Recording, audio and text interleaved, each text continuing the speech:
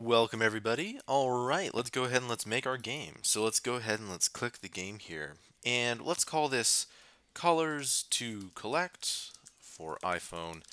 And we will also make this, I have a production number, but you don't need to necessarily add that in here. I always like to make sure I keep track of my iterations.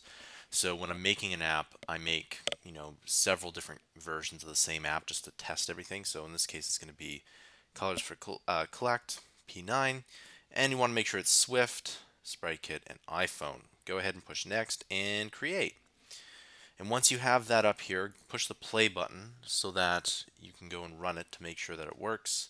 You can click these two buttons to get out of here, but what you can do is you can also click the game scene because this is where we're going to be adding in most of our code. All right, and you can see that eventually the simulator will come up after you push play. It might take you a bit of time the first time you load it, but yeah, it does work. You always want to test to see if it works. All right, and I'm going to delete all the extraneous code. Okay, and I'll give you what it should look like at the end. And before you move forward, you want to make sure that it looks like this. Okay, let's go and let's also add in our variables here. So first of all, what we're going to do is we're going to add in our touch node. So we'll say this touch location is equal to CG point. So we're going to keep track of the CG point. So in this for touches, we're going to say touch location. So that way we're storing the touch location to a global variable here. So we can go and we can add it in. We'll also add in other items here. And what we'll do is we'll say that this variable will be our colors. Okay, so we now have, for example, our off black color, make that equal to UI color, and we'll make it an RGBA value. You can scroll down and make sure it's an RGBA value. We'll say it's 0.2, 0.2, and 0.2, and 1.0. Okay. Let's add in another variable here. We'll say this is off white color. Make it equal to UI color. And we'll say this is an RGBA value. We'll make it 0.99 or 98, 0.98, 0.98, and 1.0.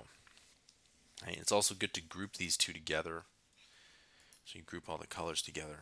Okay. Let's add in a couple more. We'll add in var. We'll call this orange color.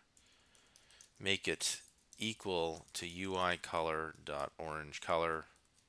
Var blue color is equal to UI color dot blue color. Okay, and there we go.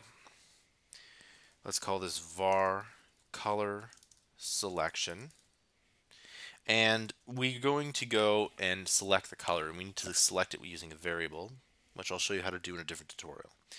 Let's add in our player, make it equal to SK sprite node, and then we also need to add in our falling block. Okay, make that equal to SK sprite node. All right, we're going to add an LBL main, make it equal to SK label node. And what that's going to do is that's going to allow us to add in a label. Let's add another variable here. We'll call this LBL score is equal to SK label node. And we're also going to say var player size is equal to CG size. And we'll say the player size will be 60 by 60. We'll add in a variable here. And we'll say this is falling block size. And make that equal to CG size. And this will be 40 by 40. All right, there we go. Now we need a var called falling block speed. Make it equal to 2.5. And var will also say that this is spawn time falling block. Make that equal to 1.5.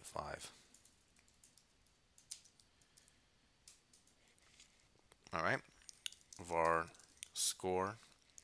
And we'll also add in a game state variable called var is alive. All right, and we need to keep track of whether the player is alive or not. And then we need to add in a struct. We'll call this physics category.